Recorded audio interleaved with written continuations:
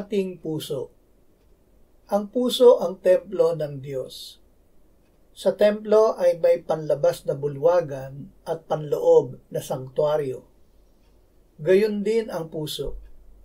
Ang pintuan ng puso ay ang ating pangunawa. Ang hindi natin nauunawaan ay hindi papasok sa ating puso. Kapag ating naunawaan, ang salita ng Diyos ay papasok sa panlabas na bulwagan.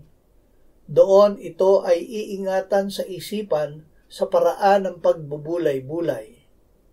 Ngunit wala pa ito sa puso.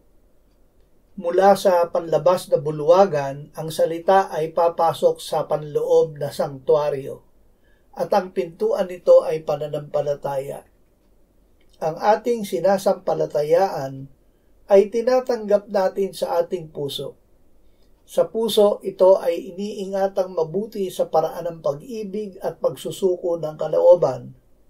Ang puso ay nagiging tahanan ng Diyos.